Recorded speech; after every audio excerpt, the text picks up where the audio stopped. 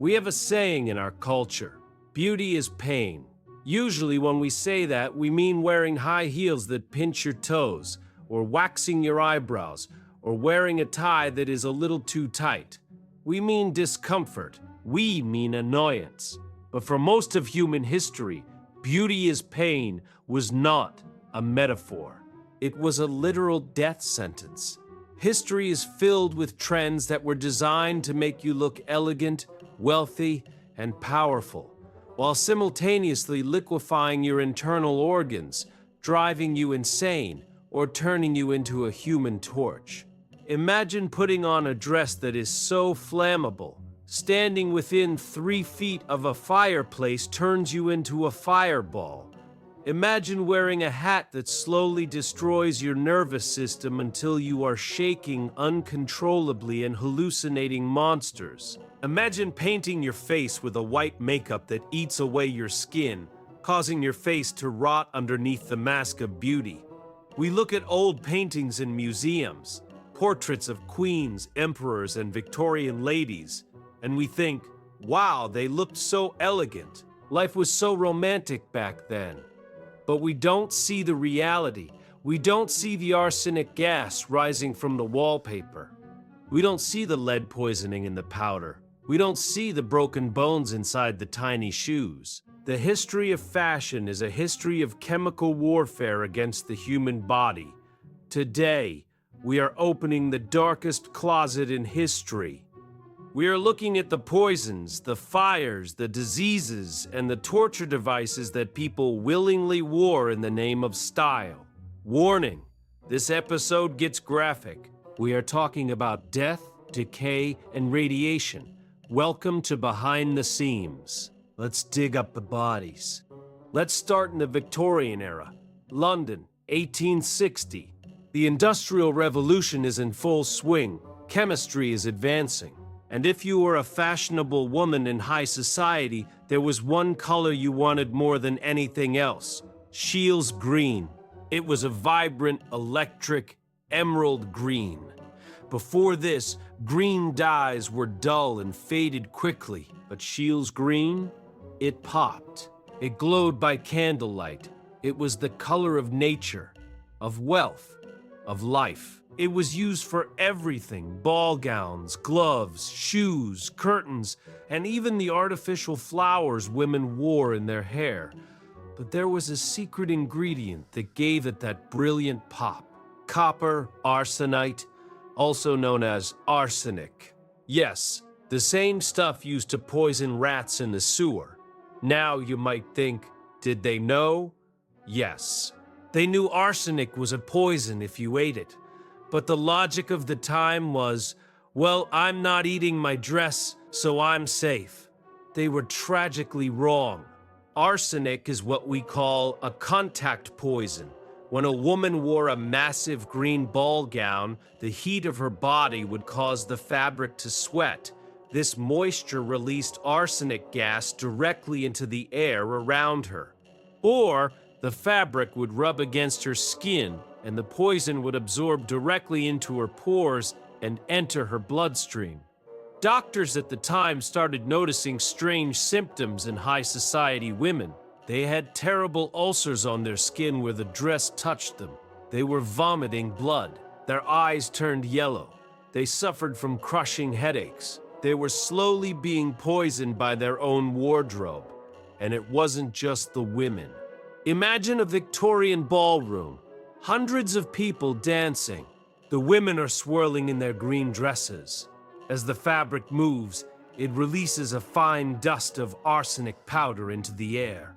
Everyone in the room, the men, the musicians, the servants, was inhaling a toxic cloud of poison gas. A fashionable party was essentially a slow-motion gas chamber. But the real victims weren't the rich women. It was the poor girls making the clothes. In 1861, the death of a 19-year-old artificial flower maker named Matilda Scheurer shocked London. Her job was to dust artificial leaves with green arsenic powder. She breathed it in every single day. She ate her lunch with arsenic on her hands. By the time she died, her vomit was green.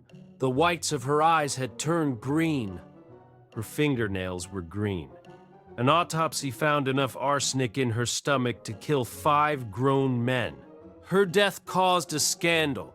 The newspapers called it the dance of death. But do you know what happened? The trend continued for another 20 years because the color was just too pretty to give up, and the most famous victim might be an emperor. There is a very strong theory that Napoleon Bonaparte didn't die of natural causes on the island of St. Helena. Samples of his hair showed massive levels of arsenic. For years, people thought he was assassinated by the British. But modern historians have a different theory. Napoleon's bedroom on the damp island was painted in, you guessed it, Shields green.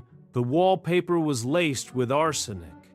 The humid climate caused mold to grow on the wallpaper, which metabolized the arsenic and released it as a toxic gas. The emperor who conquered Europe wasn't killed by a soldier. He was likely killed by his interior designer. If green killed you from the outside, white killed you from the inside. Let's go back further to the 16th century, the Elizabethan era. The ultimate style icon was Queen Elizabeth I. She was known as the Virgin Queen, and her look was iconic. Dead white skin, bright red lips. Pale skin was a status symbol. It meant you didn't work outside in the sun. You were rich. To achieve this look, women used a product called Venetian Ceruse. It was the best foundation money could buy. It covered scars, smallpox marks, and wrinkles perfectly. The ingredients? Vinegar and white lead. Women would paint their faces, necks, and chests with this lead paste. Here is the horror of lead poisoning. At first, it makes you look smooth, but over time, lead absorbs into the skin and causes it to turn gray, shriveled, and dead. So what do you do when your skin looks gray? You put on more makeup to cover it. It became a vicious cycle. Women would layer this lead paint on their faces and leave it there for weeks. They wouldn't wash their faces. They would just add another layer in the morning. Underneath that mask, their skin was literally rotting. Queen Elizabeth I wore this makeup for decades. By the end of her life, historians say her skin was in ruins. Her teeth had turned black and fallen out. Lead destroys dental enamel. She suffered from hair loss, crushing depression, and cognitive decline, all classic symptoms of heavy metal poisoning. She was famously known for having black teeth, which actually started a weird trend where people would color their teeth black to look like the Queen. But the reality was, she was slowly dying from her beauty routine. The mask of youth was actually a mask of death. We all know the character from Alice in Wonderland, the Mad Hatter. He is eccentric, he speaks in riddles, he throws tea parties. But in reality, there was nothing funny about being a hatter. The phrase, mad as a hatter, is based on a terrifying medical reality called erethism. In the 18th and 19th centuries, every gentleman wore a hat. Top hats, bowlers, felt hats. The best hats were made of beaver or rabbit fur, but raw fur is soft and floppy. To make it into a firm, stiff felt that holds its shape, hatters used a chemical process called kerating. Why kerating? Because the solution turned the fur orange. That solution was mercuric nitrate. Hatters worked in small, poorly ventilated rooms. They were steaming, pressing, and inhaling this mercury-soaked fur all day long. Mercury is a neurotoxin. It doesn't kill you instantly. It eats your brain. First, you get the hatter's shakes. This was a specific type of tremor. In Danbury, Connecticut, which was the hat-making capital of America, they called it the Danbury Shakes. Workers would shake so badly they couldn't hold a cup of coffee. They couldn't button their own shirts. Then came the psychological breakdown. Hatters would become irrationally angry, then suddenly shy and timid. They would become paranoid. They would think people were watching them. They would hallucinate monsters. By the age of 40, most hatters were physically ruined and mentally insane. The tragedy is that the industry knew. The dangers of mercury were known, but mercury was cheap and it made the hats look shiny, so they kept using it. It wasn't until the mid-20th century that mercury was finally banned in hat making. So next time you see a top hat, remember, the man who made it likely paid for it with his mind. If poison didn't get you, fire might. Let's talk about the deadliest fashion trend of the 19th century, the crinoline, also known as the hoop skirt. This was a cage made of steel and fabric that women wore under their dresses to make them huge. We are talking about skirts that were 6 feet wide. It looked majestic. It gave women a commanding presence. It forced men to keep their distance. But it was a death trap. First of all, you lost your proprioception. You couldn't feel where your dress ended. You could be standing with your back to a fireplace and the hem of your skirt could be in the flames, and you wouldn't know until your whole body was on fire. In the 1860s, it is estimated that 3,000 women per year burned to death in England alone because of crinolines. The fabric was highly flammable. Once it caught fire, the air inside the cage fed the flames like a chimney, and because the cage was strapped to your waist, you couldn't take it off. There is a horrific story from 1861 at the Continental Theater in Philadelphia. A young ballerina aimed her skirt too close to a gas light. Her dress caught fire. She panicked and ran across the stage. The wind from her running fanned the flames. Her burning dress touched the dresses of the other dancers. Within seconds, the entire ballet troupe was on fire. 9 ballerinas died that night, all because of a fashion silhouette. Also, the wind was an enemy. There are reports of women being blown off cliffs or piers because their skirts acted like parachutes or sails. In 1863 in Santiago, Chile, a church caught fire. The doors became blocked. Why? Because the women's skirts were so wide that they couldn't squeeze through the exit fast enough. They got stuck in the doorway, creating a pileup. Over 2,000 people died in that fire. It was a massacre caused by geometry. Now, let's move to a trend that killed you not with fire, but with ice. We talked in a previous video about the Empire style. Those thin, white dresses inspired by ancient Greece. Fashionable women in the early 1800s wanted to look like marble statues. But there was a problem. Fabric doesn't cling to the body like carved marble. So, what did they do? Before going out to a party, women would soak their dresses in water. They would dampen the fabric so it would stick to their legs and stomach, revealing their figure. Then, they would walk out into the freezing London or Paris winter wearing nothing but a wet, thin layer of muslin and sandals. This trend became so dangerous it got a medical name, the muslin disease, also known as the pneumonia blouse. Thousands of young women died of pneumonia and tuberculosis because they refused to wear coats or dry clothes. In Paris, during the height of this flu, doctors claimed that more women were dying from fashion than from any plague. They were literally freezing themselves to death to look like a statue. And in the end, they became one in the cemetery. Now, gentlemen, don't think you were safe. Women had poison dresses and fire skirts.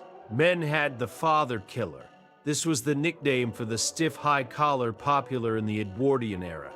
In the late 19th century, men wore detachable collars. To look crisp and rich, these collars were starched to be stiff as a board. They were basically a hard plastic ring clamped around your neck. They forced you to keep your chin up. It looked very aristocratic, but it could be lethal. Here is the scenario. A gentleman goes to a gentleman's club. He eats a large meal. He drinks a few glasses of port wine. He gets a little drunk. He sits in a comfortable leather armchair and falls asleep. His head drops forward. The stiff collar does not bend. Instead, the sharp edge of the collar presses directly into his windpipe, trachea, or cuts off the blood flow in the carotid artery. Because he is drunk, he doesn't wake up to adjust it. He quietly suffocates or suffers a stroke in his sleep. There are actual coroner reports from the time listing death by collar. One report from 1888 describes a man found dead in a park. The coroner thought he had been strangled by a mugger, but there were no bruises. It turned out he had tripped, fallen, and his collar had pinned his windpipe shut like a guillotine. He was strangled by his own laundry. Now let's move to the 20th century. Science gave us a new miracle element, radium, discovered by Marie Curie. It glowed in the dark. It was energy. It was the future. And before we knew it was deadly, fashion embraced it. In the 1920s, people didn't know radiation killed you. They thought it was a health booster. You could buy radium underwear to stimulate your organs. Radium lipstick. But the most tragic story is that of the Radium girls. These were young women hired to paint watch dials with glow-in-the-dark radium paint. To get a fine point on their brushes, the girls were taught a technique called lip dip paint. Put the brush in your mouth to wet it. Dip it in the radium. Paint the number. Lip, dip, paint. They were swallowing radioactive material hundreds of times a day. Before going out on a date, these girls would paint radium on their teeth to make them sparkle. They would put it in their hair to look like angels. Then, the horror started. Their teeth started falling out, but not just teeth. Their jawbones started to disintegrate. One dentist reported that he pulled a tooth from a girl, and a piece of her jaw came out with it. He looked into her mouth and realized her bone had turned to honeycomb. It is a condition now called radium jaw. And it wasn't just poor workers. There was a wealthy socialite named Eben Byers. He drank Radithor, radium water, for his health. He drank 1,400 bottles. By the time he died in 1932, the Wall Street Journal ran the famous headline, "The radium water worked fine until his jaw came off." His entire lower jaw had dissolved. His skull had holes in it. Fashion and health trends had turned these people into walking nuclear waste. And the worst part? Because radium has a half-life of 1,600 years. If you go to the graves of the Radium girls today with a Geiger counter, their bodies are still glowing. We cannot talk about fashion torture without discussing the most extreme example of body modification in history, Chinese foot binding. For 1,000 years, in China, a small foot was considered the ultimate symbol of beauty and status. They called it the golden lotus. The ideal foot was supposed to be 3 inches long, the size of a cigarette pack. This wasn't just wearing tight shoes. This was breaking the anatomy. The process started when a girl was about 5 years old. Her mother would take long strips of cloth. She would fold the girl's 4 small toes underneath the foot, breaking the bones.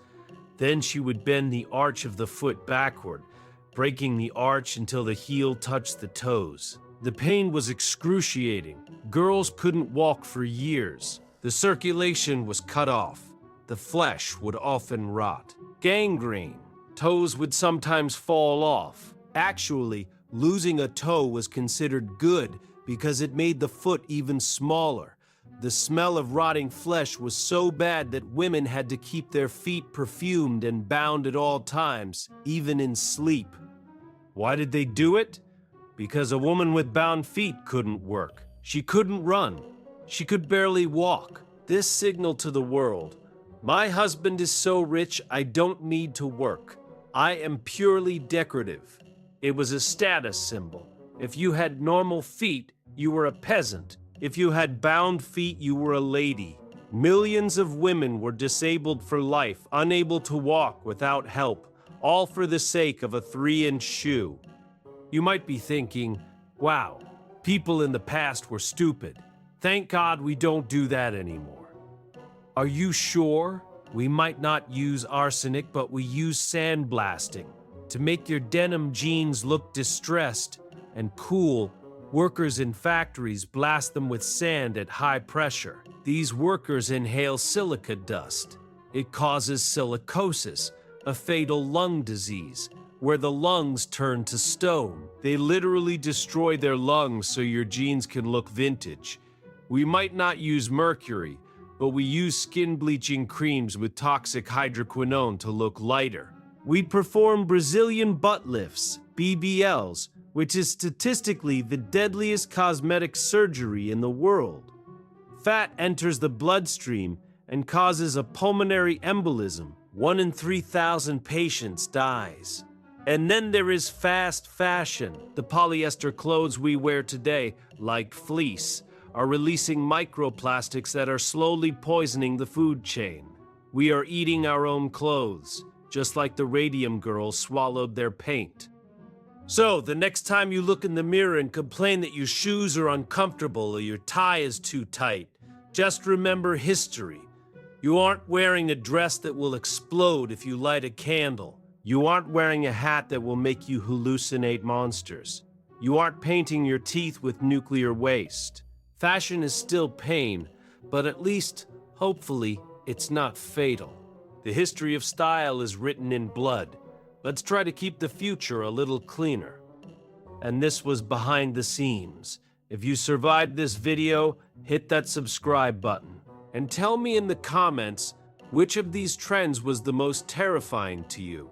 The burning dress or the melting jaw? Sleep tight. See you in the next one.